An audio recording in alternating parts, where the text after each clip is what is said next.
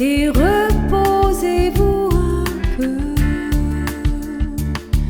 Venez à l'écart dans un endroit désert et reposez-vous un peu.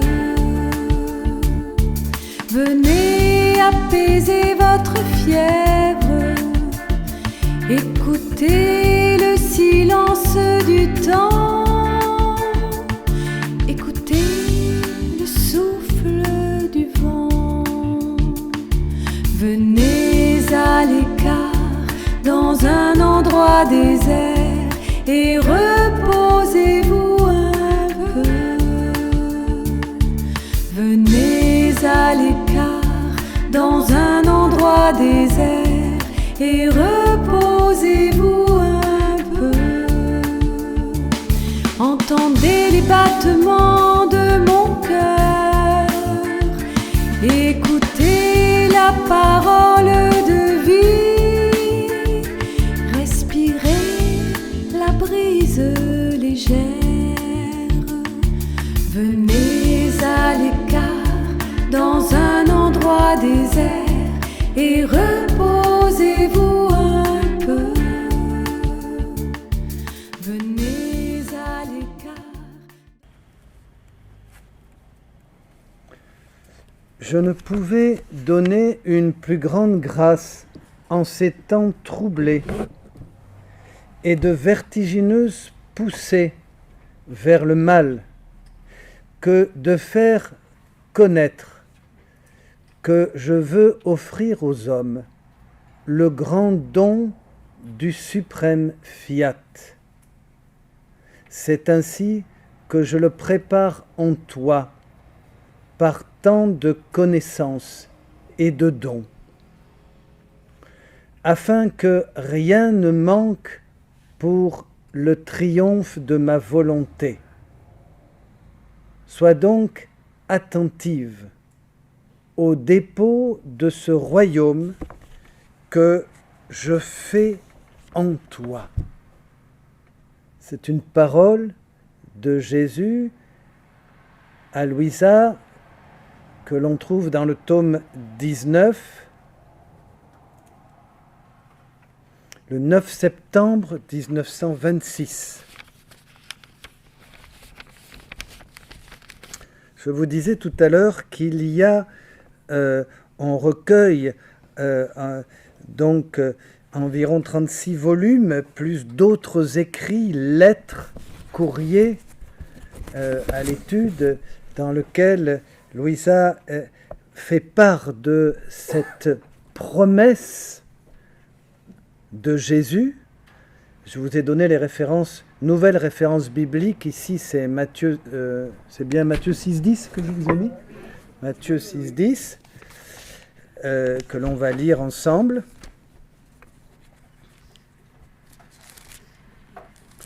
Et donc on va entrer maintenant dans le message du don de la divine volonté, et on va écouter ces textes de Jésus, ces paroles données qui vont nous éclairer. Alors d'abord ce texte de l'Évangile.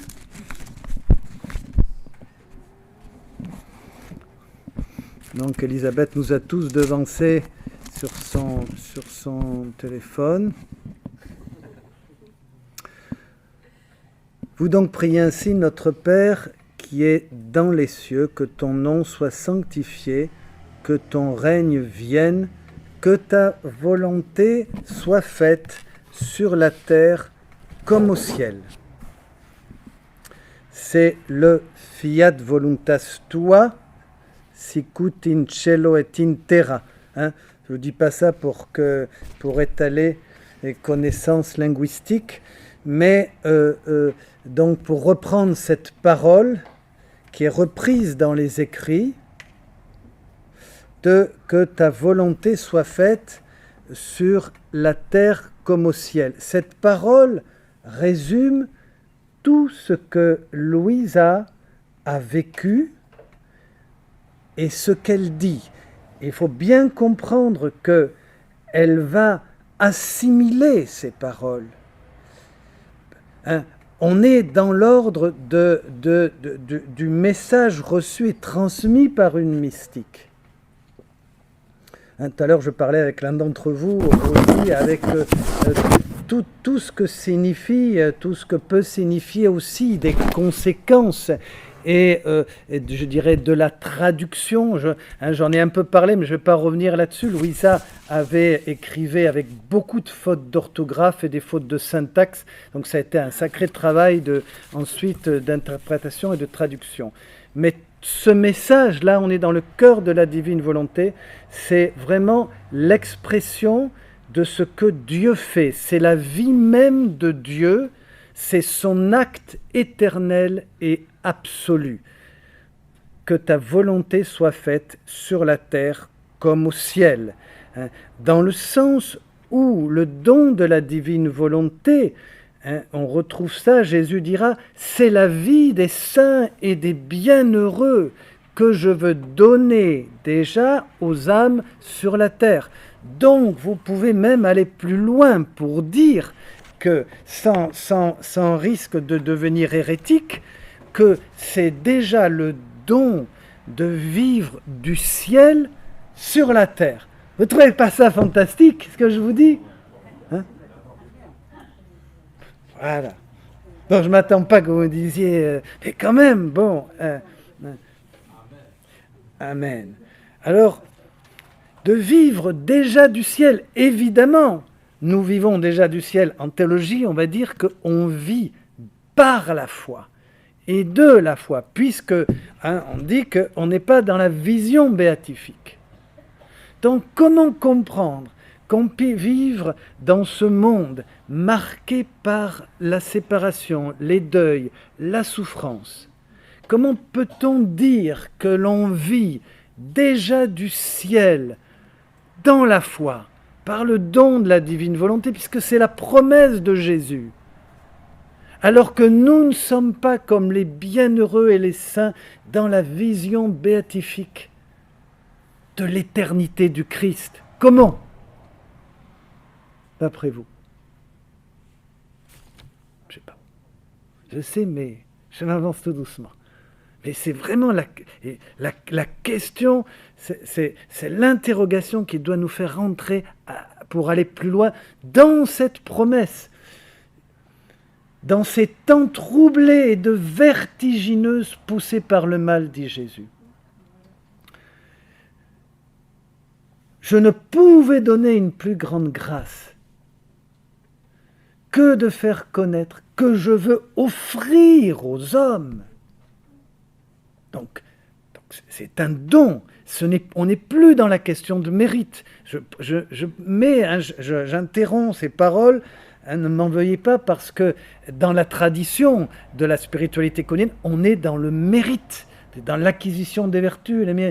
Offrir aux hommes le grand don suprême de fiat, c'est le fiat voluntas tua. C'est la volonté de Dieu sur la terre, c'est-à-dire dans nos cœurs. Que vienne ton règne sur la terre, dans nos cœurs, comme au ciel. Alors, une petite parenthèse, il se trouve que j'aime beaucoup Saint Augustin, un grand maître, que je ne peux pas m'empêcher de le citer. Saint Augustin aimait dire, chaque fois que vous dites, Seigneur, que vienne ton règne, que ta volonté soit faite, et lui il répond, j'arrive. Et dès qu'il vient, et saint Augustin dit, Dieu ne vient jamais seul, il vient avec le cortège de sa cour céleste, comme dit, je ne sais plus, saint Paul, à un moment donné, le cortège de sa gloire. Le cortège, il vient. Malheureusement, il impressionne l'homme, et l'homme a peur. Et l'homme pose le... Non, pas plus. Non, pas plus. Inconsciemment, l'homme refuse cette venue de Dieu. Chaque fois qu'on dit que vienne ton règne. Voilà, le grand message. Ce don suprême du suprême fiat. C'est ainsi que je le prépare en toi.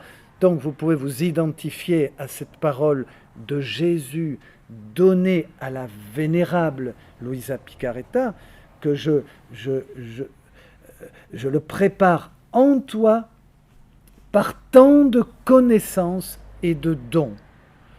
Saint Thomas d'Aquin dit que l'amour vient de la connaissance.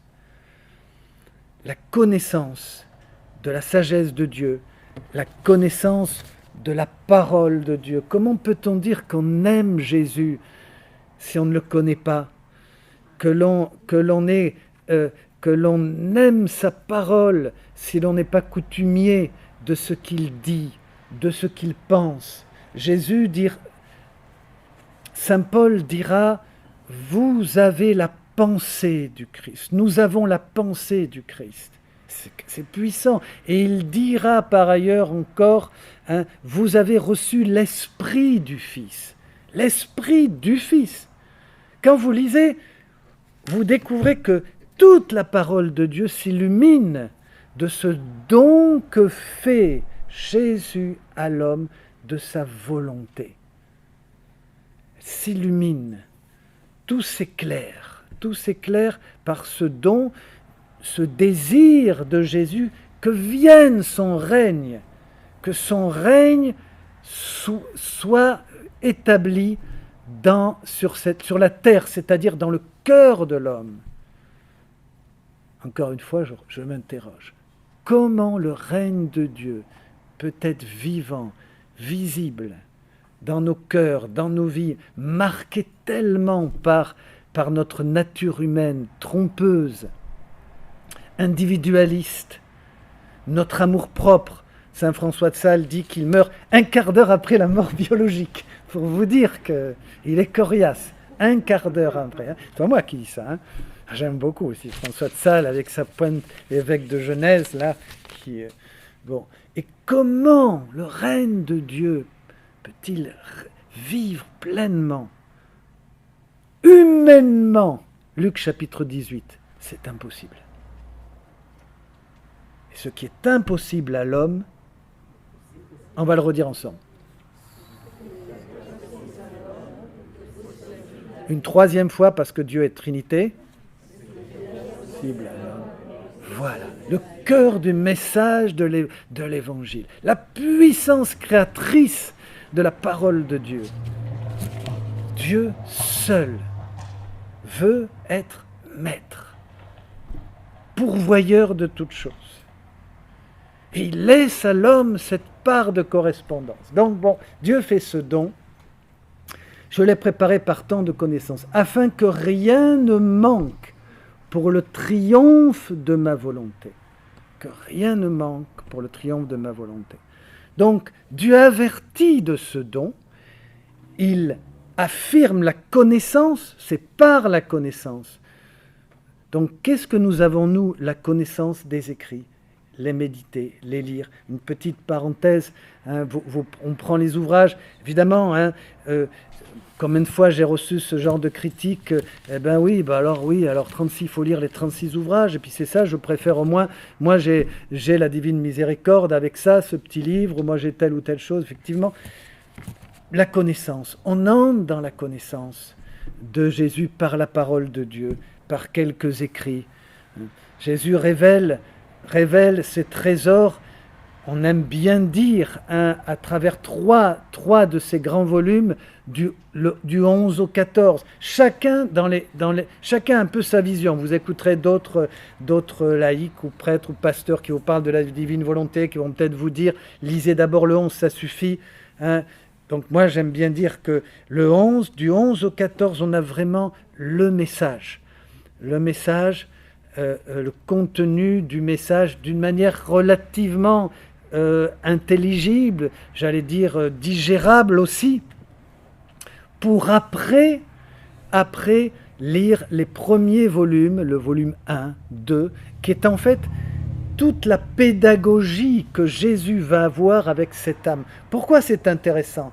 Parce que dans ces premiers ouvrages, on voit comment le Christ éduque une âme dans la sainteté, dans les vertus, par rapport aux tentations. On la voit déstabilisée par le démon. Elle est attaquée. On retrouve, vous verrez, si vous avez déjà feuilleté l'expérience, la vie mystique de certaines personnes, comme le Padre Pio, vous retrouvez beaucoup d'analogies, des attaques grossière entre guillemets, c'est moi qui mets le mot, c'est-à-dire du démon visible qui lui fait peur, qui la perturbe la nuit, qui lui suggère des pensées de découragement, etc. Et de voir comment Jésus va, ça donne beaucoup de leçons sur la tradition de la vie chrétienne, de la vie spirituelle, comment Jésus l'enseigne par rapport aux tentations, par rapport à la vie de foi et à la confiance. Voilà. Donc, vous voyez, ce don qui résume toute la vie et la spiritualité de la divine volonté, ce don de la divine volonté. Alors, deux choses que je vais voir là. D'abord que c'est une promesse, première chose, et la deuxième chose, trois choses. D'abord que c'est une promesse, ensuite qu'elle est pour tous, et troisièmement qu'il faut l'accueillir et la connaître. Un plan en trois parties. Alors, Jésus parle, il va lui dire de ce troisième fiat. Alors vous dites, il y a trois, ça veut dire qu'il y en a eu deux avant. Voilà, vous pouvez savoir ça. C'est-à-dire, le oui, c'est la parole de Dieu. Le premier, c'est le fiat de la création. Dieu dit, et la parole s'accomplit. C'est ce oui par lequel le Verbe, puisque le Verbe c'est la parole s'accomplit, la création s'accomplit. Donc c'est cette première création qu'on a vue tout à l'heure. Et ensuite vient le fiat de la rédemption. La rédemption, c'est que ta volonté soit faite. Celle qui reçoit ce message et qui l'accomplit dans son fiat, c'est Marie, la Vierge Marie, la Reine du ciel et de la terre. Et Jésus fait ce dépôt de ce don dans l'accomplissement de cette promesse qu'il va révéler à Luisa Picaretta de Matthieu 6, 10. Ce don qu'il fait, que ta volonté soit faite, ce don de sa volonté sur la terre comme au ciel. On va voir ce que Jésus dit à Luisa, mais je voulais le présenter déjà, ce don suprême que Jésus fait, je l'ai dit au tout début, pour que nous puissions l'aimer avec le même amour qu'il nous aime. Voyez, si vous pouviez résumer, avec le même amour qu'il nous aime. Dieu veut une correspondance d'amour. Après que je sois descendu du ciel pour réaliser la rédemption, avant de quitter la terre, dit Jésus, j'ai une autre promesse très solennelle, celle de la venue du royaume de la divine volonté. Je l'ai faite dans la prière du Notre Père, en demandant au Père que son règne vienne et que sa volonté soit faite sur la terre comme au ciel. On est au 5 février 1928, pour marquer pour ceux qui ont les ouvrages ou qui les retrouveront, 5 février 1928. Je me suis moi-même investi dans cette prière, sachant que si je priais le Père pour que son royaume vienne sur la terre comme au ciel, il répondrait à ma demande, vu que je le priais dans sa volonté, et que je demandais une chose désirée par lui. Évidemment, souvenez-vous, Jésus va dire « Ma nourriture, c'est la volonté de mon Père ». Jésus parle au nom du Père, c'est la même volonté de cette promesse. Je priais dans sa volonté, je demandais une chose désirée par lui. J'ai ensuite enseigné cette prière à mes disciples. Vous vous souvenez que les disciples de Jésus étaient les disciples de Jean-Baptiste. Ils vivaient, la plupart, ils étaient avec Jean-Baptiste. Donc ils avaient une manière propre, commune, communautaire de prier. Et qu'ils ont demandé à Jésus, enseigne-nous à prier. Évidemment, ils étaient intrigués de la manière de prier de Jésus. J'ai ensuite enseigné cette prière à mes disciples afin qu'ils l'enseignent au monde entier et qu'elle devienne le cri de tous, que ta volonté soit faite sur la terre comme au ciel. Je ne pouvais faire une promesse plus solennelle. Les siècles pour nous sont comme un seul point, nos paroles comme des faits accomplis. La formulation, dit Jésus, que ton règne vienne, que ta volonté soit faite sur la terre comme au ciel, laisse entendre que je ne devais pas établir le royaume de la divine volonté en même temps de ma venue sur la terre. Donc, c'est une promesse. C'est une promesse que Jésus fait du temps de son vivant. On est bien d'accord, cette promesse ne s'est pas accomplie. Comme Jésus nous dit, comme il peut dire, une invitation à la demande. Tu veux prier ? Demande que la paix soit au milieu de nous. Demande que l'amour, la communion, la justice règnent dans les cœurs. Demande au Père et prie de cette manière-là que vienne son règne.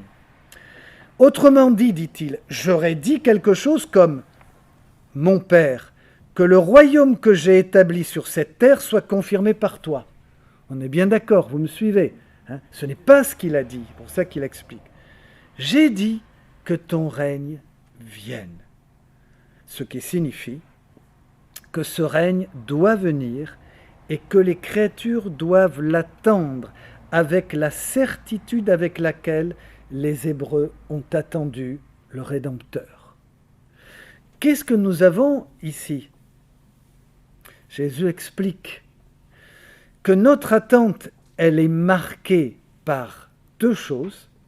Le désir, quand on prie, on exprime un désir qui part déjà d'une volonté humaine, le désir que se vive quelque chose, le désir que se réalise l'objet que je cherche à obtenir. Et la deuxième chose, le deuxième pilier que l'on retrouve dans la prière, c'est la foi. Hébreux 11:1, la certitude des choses que j'espère.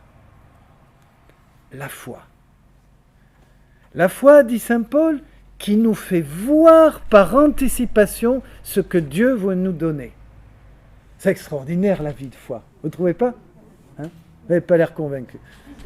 Qui nous fait voir, obtenir, presque toucher ce que Dieu veut nous donner, ce qu'il va nous donner. Avec la même certitude, dit-il, que les Hébreux ont attendu le Rédempteur. Et là, je vais me permettre une petite digression, en tout cas un éclaircissement. Les Hébreux, c'était des hommes, des femmes, des enfants, des gens comme nous, imparfaits. Le texte dit la nucrète, c'est-à-dire aussi, alors bon, là c'est un trait de caractère têtu, hein, avec des idées précises, préconçues, avec des attentes. Donc c'est toute l'humanité, c'est tout l'homme. C'est moi qui interprète cette parole-là, hein, parce qu'à travers les autres, c'est à la fois l'attente du mystère d'Israël, hein, la promesse, mais c'est aussi l'homme qui attend, qui espère. Souvenez-vous ce que je vous ai dit, l'homme créé à l'image et la ressemblance de Dieu. Saint Jean de la Croix dit que Dieu a laissé un vestige. un reflet, bon, mais c'est l'image et la ressemblance qui fait que l'homme est marqué en lui-même par un désir naturel de revenir à Dieu et de chercher Dieu. D'ailleurs, on le voit dans le monde. Hein, à dernier temps, j'étais avec des jeunes, un camp, et alors ça m'a énormément frappé, là, étonné de voir que les jeunes aujourd'hui chantent les chants, connaissent les paroles par cœur, de chants d'auteurs, réalisateurs, et puis fredonnent ça toute la journée. Hein, alors moi j'étais là évidemment, comme c'était un parcours cycliste, donc on avait des pauses, et là j'interrompais les chants avec quelques versets bibliques, vous voyez, hein, et je faisais répéter. Je suis convaincu du reste, dans cette parenthèse, que la parole de Dieu se reçoit et qu'elle se mémorise et qu'elle devient vraiment un aliment, une nourriture dans le cœur, qu'on peut la redire, la fredonner, n'est-ce pas, hein, spécialiste. Vous êtes d'accord avec moi? Hein, voilà. Donc je faisais. Mais tout ça pour dire que l'attente est liée à ce que l'on porte, et ce que l'on porte aussi est alimenté par la pensée. Si la pensée est déviée de son but, si elle est polluée, contaminée, évidemment, vous voyez, et aujourd'hui on a vraiment ça. Pourquoi? Parce que l'homme cherche. Il cherche, vous voyez, il est en recherche. Je ne suis pas de ceux qui disent que mais perdu, etc., il ne sait plus, et puis, parce qu'il cherche fondamentalement dans son cœur. Il cherche dans son cœur, donc il a besoin d'une parole de vie, de vérité, qui rejoigne vraiment l'attente profonde de son cœur. Amen. Amen. Ma divine volonté, et là il n'y a pas plus clair, c'est pour ça que je ne vais pas trouver plus clair que ce que Jésus va dire, est liée par les paroles du Notre Père. Et quand ma volonté est liée, ce qui est promis est plus que certain. Spécialement parce que tout a été préparé par moi. Rien d'autre n'est requis pour que se manifeste le divin royaume que je suis en train de mettre en place. Vous voyez, voilà. Le royaume de Dieu sur la terre, dans mon cœur, dans ma vie, comme au ciel. Tout à l'heure encore, je parlais avec l'un d'entre vous, c'est fou, c'est au-delà du raisonnable, ça défie, notre connaissance d'un chemin de sainteté traditionnelle ou d'une catéchèse traditionnelle où vraiment la sainteté, l'union de volonté, la perfection, la béatitude vient après tout un parcours en montagne. Vous voyez ce que je veux dire? Mais quand même, on a quand même des éclaircissements dans le catéchisme de l'Église catholique. Deux titres, 2 chapitres, hein, notez-les parce que ça certifie ce chemin. Le premier, c'est le chapitre 260, qui dit ceci, chapitre 260 du catéchisme de l'Église catholique. La fin ultime de toute l'économie divine, c'est l'entrée des créatures. Hein, et c'est mon deuxième point, donc c'est pour tous, le don de la divine volonté, pour tous, l'entrée des créatures dans l'unité parfaite de la bienheureuse Trinité. L'entrée des créatures dans l'unité parfaite de la bienheureuse Trinité. La bienheureuse Trinité. L'entrée des créatures dans l'unité de la bienheureuse des Trinités. Et cette entrée de la créature dans la Trinité, c'est ce qu'on appelle dans la vie mystique l'union de volonté. Ne faire qu'un avec Jésus. Jean, chapitre 17, verset 10. Merci. Alors, une petite parenthèse explicative qui est toujours bien, comme le pape émérite Benoît XVI, toutes ces petites explications, voilà ce qu'il dit. L'option chrétienne est très simple. Évidemment, lui, il a l'avantage de simplifier ce qui, parfois, nous paraît compliqué. Il dit ceci. Vous pouvez prendre cette belle phrase, malheureusement, tout ce que je vous dis, je ne peux pas le mettre sur écran. L'option chrétienne est très simple. C'est l'option du oui à la vie. Le fiat voluntas tua. Du oui à la vie. Voilà comment il le résume. Il s'agit d'un fiat à la vie divine qui régit tout l'univers.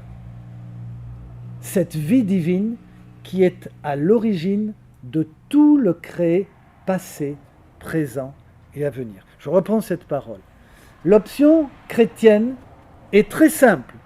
D'entrée de jeu, vous voyez, on est mis dans la simplicité. Je dis avec humour parce que ça c'est Benoît XVI, hein, évidemment.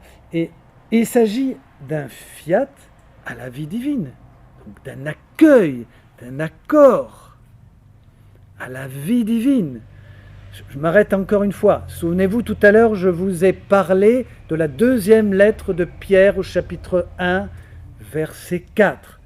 Et comme vous avez une très bonne mémoire, tout de suite, vous allez me dire « Ah oui, d'accord, c'est quand vous avez dit, je me souviens très bien de cette parole, que la nature humaine était participative de la nature divine. » C'est-à-dire que nous étions faits pour participer à la nature divine.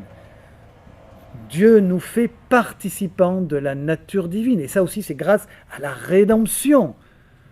La mort et la résurrection du Christ, Dieu nous fait participer pleinement à sa nature divine, par grâce. Donc nous devenons comme lui, unis à lui. Un oui à la vie divine. Et lui, pour lui, résume ça. Il faut dire oui, oui à la vie divine. Ce oui qui régit tout l'univers. Ce oui qui est à l'origine de tout le passé.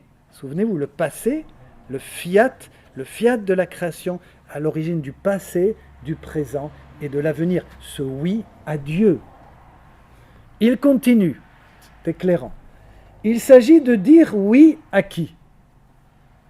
C'est exactement ce que vous alliez dire, au Christ. Oui au Christ, qui est devenu un Dieu à visage humain. C'est beau, vous ne trouvez pas? Un Dieu intime, personnel et à notre cœur. Alors, ce n'est pas le Dieu des musulmans sans pensée négative. Ce n'est pas le Dieu qui envoie une parole dictée.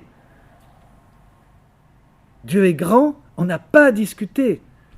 C'est une personne, c'est Jésus-Christ rédempteur, qui a pris sur lui toute notre humanité.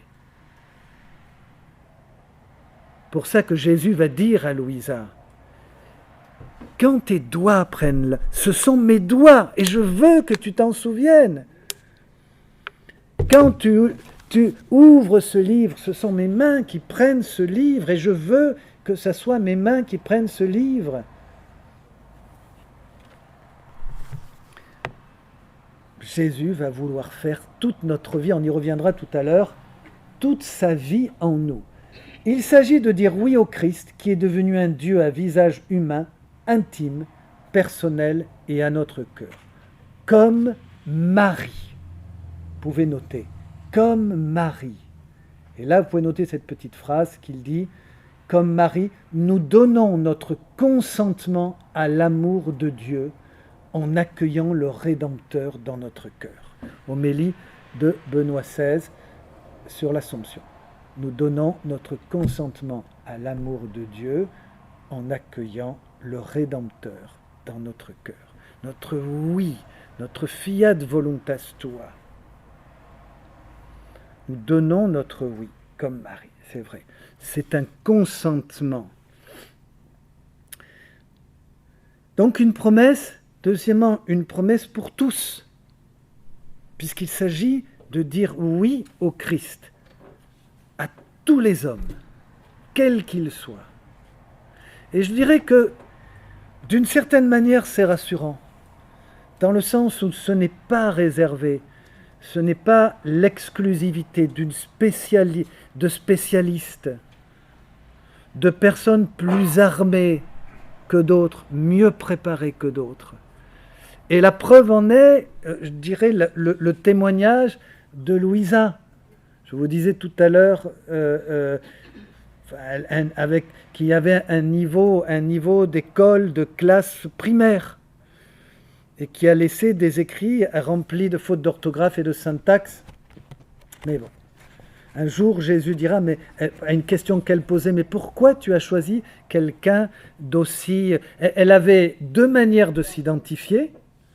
D'une part, elle se reconnaissait mauvaise. Ça aussi, ça peut surprendre. Vous verrez beaucoup dans ses écrits, comme je suis mauvaise. Alors bon. Un jour, un confesseur refusera de lui donner l'absolution. Et quand on lit ce passage, on se dit, mais c'est parce qu'elle était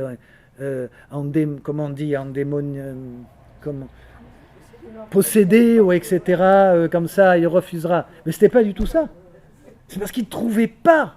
Il ne trouvait pas chez elle une raison pécamineuse de péché qui fait qu'elle pouvait recevoir l'absolution. Et elle sera très en colère comme ce prêtre. Bon. D'une part, elle se trouvait mauvaise. C'est normal.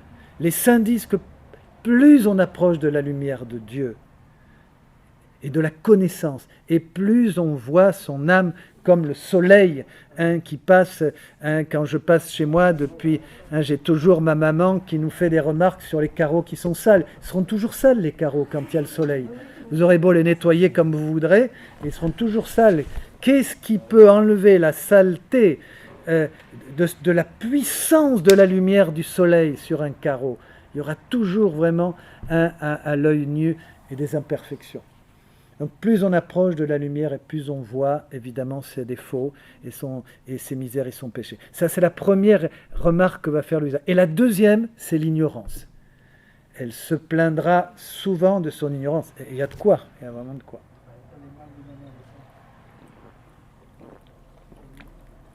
De son ignorance. Et alors quand vous la lisez après dans les écrits, parce qu'il y a des lettres, je vous recommande un petit ouvrage aussi qui est très bien, qui est fait par une tertiaire carmélite, qui s'appelle Luisa Picaretta, la venue du règne de la divine volonté dans nos âmes et dans le monde. Il y a une très bonne biographie, et puis elle fait une lecture des grandes étapes de sa vie. Alors qu'est-ce qu'il y a de plus sur ce livre que d'autres? C'est que c'est résumé. Première chose. Et la deuxième chose, c'est qu'elle est italienne.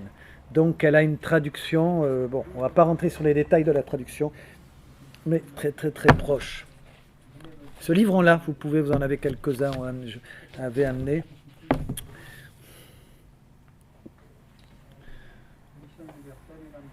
Donc un oui, un accueil pour tous. Rien d'autre n'est requis pour que se manifeste le divin royaume que je suis en train de mettre en place. Si je fais connaître autant de vérités concernant ce troisième fiat, ce n'est pas pour donner une simple information, non. C'est parce que je veux que tous sachent que ce royaume est proche, qu'ils sachent apprécier ces belles prérogatives et espère entrer et vivre dans ce royaume si saint, de félicité, de bienfaits. Je vous disais tout à l'heure cette parole de Jésus dans l'Écriture, ce qui paraît difficile pour les hommes est facile pour la puissance de notre volonté, parce qu'elle sait comment éliminer toutes les difficultés et tout conquérir quand elle le veut et au moment qu'elle a choisi. Ma fille, comme pour la création, mon amour déborde intensément et veut donner la vie aux créatures. Donc, je vous disais tout à l'heure, un don, une promesse que Dieu veut accomplir en nous. 2, pour tous. Et 3, qu'il faut connaître. La connaître, c'est l'entendre, c'est la recevoir. Notre accueil se fait à la mesure que nous désirons connaître, grandir, c'est ce que je vous disais tout à l'heure de la révélation de l'Écriture. Sans regarder à leur mérite, je continue, dit Jésus, il veut leur manifester le royaume de ma volonté. Il est nécessaire que les créatures le connaissent, qu'elles deviennent familières avec ses bienfaits, qu'elles en désirent la sainteté, la lumière et le bonheur. La volonté humaine ayant rejeté ce royaume, elle doit maintenant le redemander, le désirer ardemment, insister pour son retour. On revient à ce que je vous avais dit au début, il faut resituer le mystère de la révélation dans le plan de l'amour de Dieu, la Genèse. Les preuves, on fait une parenthèse là, les preuves données à Adam, le rejet, puisqu'Adam est la première, Jésus va expliquer ça très clairement, est la première, et la créature dans lequel il reçoit en plénitude le don de la divine volonté. Il en est privé par cette épreuve qu'il ne vit pas, et donc Dieu nous refait ce don. Il nous refait ce don, il nous le fait le désirer, le demander, le souhaiter. Seigneur, fais venir ton règne, fais venir ta volonté en moi pour nous le donner. C'est bien qu'il est nécessaire de bien le connaître, dit-il. Si un bien n'est pas connu, il ne peut pas être désiré.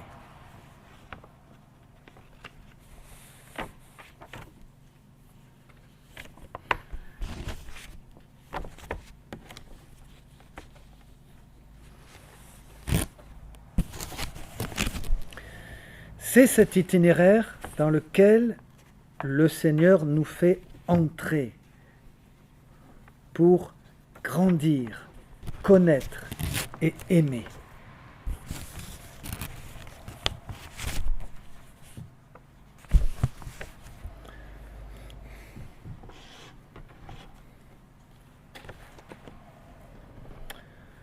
Autre passage du catéchisme de l'Église catholique, c'est le chapitre 52, sur la révélation de Dieu. Je lis. Dieu qui habite une lumière inaccessible veut communiquer sa propre vie divine aux hommes librement créés par lui, pour en faire, dans son Fils unique, des hommes capables de lui répondre. Dites avec moi, capables de lui répondre, de le connaître et de l'aimer bien au-delà de tout ce dont il serait capable d'eux-mêmes. Je vais reprendre ce passage. C'est quand même le catéchisme inspiré. Dieu veut rendre des hommes capables de lui répondre, de le connaître et de l'aimer bien au-delà de tout ce dont ils seraient capables d'eux-mêmes. C'est étonnant de voir à quel point la tradition et le magistère est inspiré par l'Esprit Saint. Puisqu'on est encore bien au-delà de tout ce dont ils seraient capables d'eux-mêmes. On est encore dans l'ordre de la providence de Dieu. Saint Paul dira aux Éphésiens, il dira, Dieu nous donne sa grâce et il nous aime infiniment plus de ce que nous pouvons penser et imaginer. Infiniment plus de ce que l'on peut penser et imaginer. Donc, qu'est-ce qu'on a ici? On a ce que Jésus va souvent reprendre dans ses écrits à Louisa. Je fais le don de ma volonté pour que l'homme puisse avoir une correspondance d'amour. Dites avec moi, une correspondance d'amour. une correspondance d'amour, avec le même amour que je l'aime. Hein, ça aussi, c'est le même amour. Dieu rend l'homme capable d'un même amour pour vivre cette correspondance d'amour. Et qu'est-ce que c'est la correspondance d'amour? C'est rendre à Dieu tout l'amour dont vous et moi, nous sommes les réceptacles, nous sommes les témoins. Jésus va dire à Louisa, je serai acteur, ça peut se comprendre, mais il va dire, et aussi spectateur. Donc Dieu est celui qui donne et celui qui est témoin, puisqu'il dit spectateur de la correspondance d'amour que l'homme est capable de rendre à Dieu. Alors, voyez là par exemple, je vais vous lire un passage, mais tout de suite ça nous fait penser, je ne sais plus si c'est hier ou ce matin, on parlait avec François, et par exemple à la louange, l'esprit de louange. Pour beaucoup d'entre vous qui ont été marqués par l'expérience du renouveau, par exemple, et de cette découverte de la vie dans l'esprit, que l'on retrouve surtout dans les psaumes, qu'est la louange. L'esprit de louange. L'esprit de louange, c'est reconnaître Dieu en toutes choses, et c'est par le don de l'Esprit Saint, rendre à Dieu la gloire, les honneurs et l'amour dont on est capable de donner. Vous êtes d'accord avec moi? Une définition réductrice, mais théologiquement, on ne peut pas dire autrement. Donc, rendre à Dieu l'esprit de louange. C'est important de le dire, parce que des fois, on se dit, on a des... Permettez-moi, on a des des fois des remarques tellement centrées sur le ressenti, qu'on n'est pas dans la vérité. C'est vraiment rendre à Dieu, rendre à Dieu ce qu'il nous a donné de voir, de contempler. C'est ça, rentrer dans l'esprit de louange, tel qu'on a dans les psaumes, la joie de la louange. Saint Augustin, pour ne pas le nommer encore, dira lui, mais surtout, essayez d'en vivre, vivez-en maintenant, là, maintenant, tous les jours, continuellement, parce que au ciel, il n'y a que ça, l'adoration et la louange. Donc lui, il disait, préparez vos cœurs à en vivre maintenant, comme on peut dire, accueillez déjà le don de la divine volonté pour en vivre, dans cette correspondance d'amour, parce qu'au ciel, il n'y a que la volonté unique de Dieu. Il n'y a que la divine volonté. Il n'y a plus la volonté humaine. Vous êtes d'accord avec moi? Cette volonté humaine, elle disparaît, elle meurt. Donc, on est donc absorbé dans la divine volonté. Donc, Augustin, lui, disait ça en termes de louange. Donc, louez Dieu. Louez-le à travers toutes choses, dans vos nuits, dans les jours, parce que, comme ça, vous vous préparez à vivre ce que vous vivrez au ciel. C'est sympathique, non, de penser à ça. Parce qu'au ciel, évidemment, entre guillemets, on n'a plus le choix. C'est pour ça que Dieu dira, ça on retrouve ça dans beaucoup de révélations de saints, des saints, mais chez Louisa, Jésus dira à Louisa, mais je suis, ils sont avec moi, mais mon regard, et il y a une parole du psaume qui dit, mais mon regard est tourné vers la terre et vers les hommes, que j'ai laissés libres. Et comme ils me contentent chaque fois que librement ils me choisissent pour me dire qu'ils m'aiment. Voilà. Ces paroles dites de Jésus et qui laissent voir sa volonté et son amour. Autre parole. Deux paroles. Pour éclairer ce don de la divine volonté, souvenez-vous, je vous ai dit, qui est une promesse donnée, qui est pour tous les hommes, deuxièmement, et troisièmement, qu'il faut connaître et accueillir, et qui est partout. Jésus dit dans l'Évangile, « L'heure vient que vous n'adorerez ni sur cette montagne, ni à Jérusalem. » il dit, dans l'évangile de Jean, chapitre 4, verset 21. Elisabeth, ton smartphone, hein, tout de suite, là, tu nous devances. Jean, chapitre 4, verset 21. Ah, ça, c'est le livre, c'est dans l'évangile de Jean, chapitre 4, verset 21. Voilà. Donc, on y est. Crois-moi, femme, l'heure vient où ce n'est ni sur cette montagne ni à Jérusalem que vous adorerez le Père. Vous, vous adorez ce que vous ne connaissez pas. Nous, nous adorons ce que nous connaissons. La connaissance, nous allons adorer ce que nous connaissons. Jésus dit, ma fille, ma volonté avec son immensité a toujours été présente parmi les créatures. Parce que, par sa nature, sa propre nature, il n'est pas de point où elle ne soit présente. Et les créatures ne peuvent être sans elle.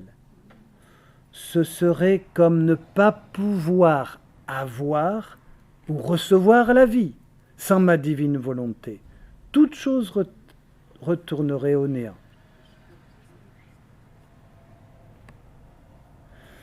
Cependant, régner est une chose, c'est être reconnu, aimé, désiré, et dépendre de mon fiat, tout comme les membres dépendent de la tête. Oui, c'est une dépendance. C'est une dépendance parce qu'elle consiste à reconnaître la volonté de Dieu en tout. En toute chose. Benoît XVI disait que la sainteté, c'est quand la volonté humaine est unie à la volonté de Dieu. Quand il n'y a plus qu'une seule volonté qui est unie à la volonté de Dieu. Alors, pour terminer ce petit passage que nous reprendrons tout à l'heure, quand nous parlerons des deux volontés, faire la volonté et vivre dans la volonté, mais déjà un avant-goût sur ce passage du 14 août 1912. Jésus va montrer à Louisa que pour vivre dans la divine volonté, il dira lui-même, hein, il va enseigner, je veux t'enseigner comment t'oublier toi-même. Voici ce qu'il dit.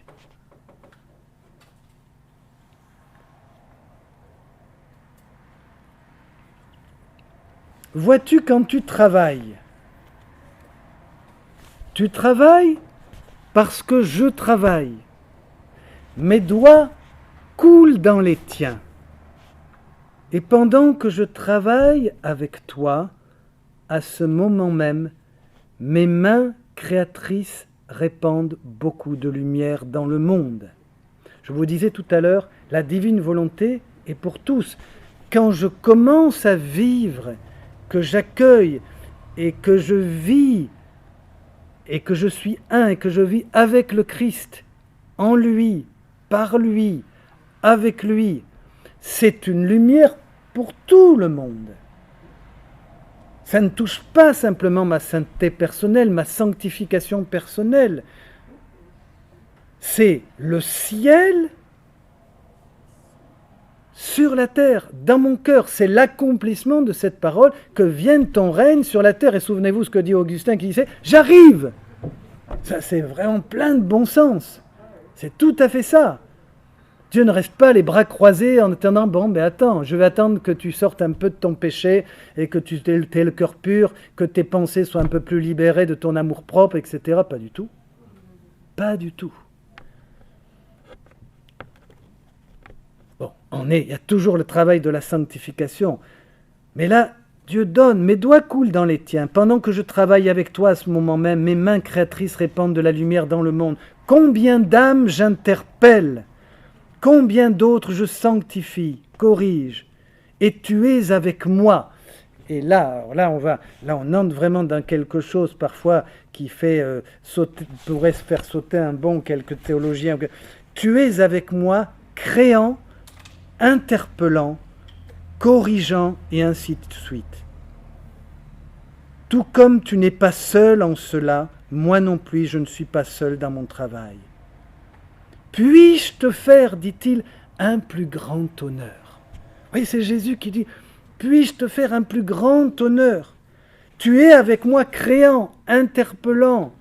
C'est-à-dire que vivre avec Jésus, l'homme est créé pour participer à la création. Il est entre guillemets, parce que le mot est co-créateur, il participe à l'œuvre de la création. Voilà ce que Dieu veut faire avec nous, avec vous et moi. D'où, c'est ce que nous allons voir aussi après, la correspondance. Dieu attend notre correspondance. Nous devenons comme lui. Nous voyons l'œuvre de Dieu, de la volonté de Dieu, à la fois dans ce que nous faisons, dans tout ce que nous vivons, dans tout ce que nous regardons autour de nous. Un rayon de soleil qui passe, le vent qui caresse votre joue, c'est encore la volonté de Dieu, la tendresse de Dieu qui parle. Voyez, nous passons d'une louange souvent qui est superficielle à la reconnaissance de Dieu en tout. Quand je dis louange superficielle, ne le voyez pas comme une critique, mais une louange qui serait simplement quelque chose d'un constat. C'est beau, oh que c'est beau cette montagne, Dieu est beau, Dieu est grand, c'est déjà bien. Mais déjà de voir dans la nature, dans les événements quotidiens, l'œuvre de Dieu qui me parle de lui-même et qui me dit qu'il m'aime. Jésus dira à Louisa, regarde le vent qui caresse ta joue. C'est moi qui te caresse et qui te dit que je t'aime. Pour que toi-même tu rentres en correspondance avec moi. Correspondre, c'est-à-dire en réponse. Et j'attends de toi ce je t'aime qui répond à mon je t'aime. L'homme est fait pour le dialogue. C'est la vie avec Dieu. Mais, mes amis, quand vous regardez là, c'est la vie trinitaire, puisque la vie trinitaire, c'est un dialogue. C'est un dialogue. L'homme est fait pour vivre ce dialogue avec Dieu. C'est le dialogue du Père et du Fils dans l'Esprit Saint. C'est ce dialogue trinitaire. L'homme est fait pour rentrer dans ce dialogue d'amour. Toute notre vie est dialogue d'amour. Toute notre vie. Jésus, les événements joyeux, heureux, alléluia, merci Seigneur, les bonnes rencontres, les moments de bénédiction, tout se passe bien, la famille, les choses vont bien autour de vous, et la louange est gratuite, et donc il nous ramène à Dieu, vous êtes d'accord? Et les moments douloureux, les moments de peine, les moments d'injustice, les moments de désillusion, les moments de deuil, les moments de trahison et tout son cortège nous renvoient aussi à Dieu. Encore dans un même dialogue pour réparer. On reparlera de ça. Parce que le don de la divine volonté nous fait vivre avec Jésus. Et que fait Jésus le Rédempteur? Il répare. Il répare les actes commis par les hommes. Et vous et moi, mes amis, en vivant ces moments-là et en revenant à Jésus, en lui disant que nous l'aimons, en demandant pardon, nous communions, nous sommes avec Jésus en train de réparer pour tous les maux MAUX de ce monde, tous les drames, toutes les injustices, toutes les peines. Nous sommes comme Jésus. Voilà. Amen.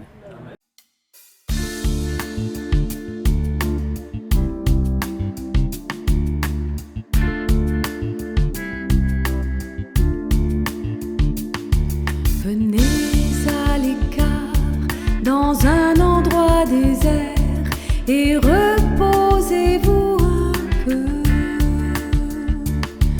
Venez à l'écart dans un endroit désert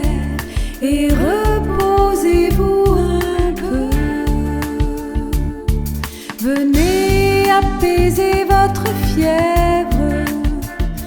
Écoutez le silence du temps. Écoutez le souffle du vent. Venez à l'écart dans un endroit désert et reposez-vous un peu. Venez à l'écart dans un endroit désert et reposez-vous un peu. Entendez les battements de mon cœur. Écoutez la parole de vie. Respirez la brise légère. Venez à l'écart dans un endroit désert et reposez.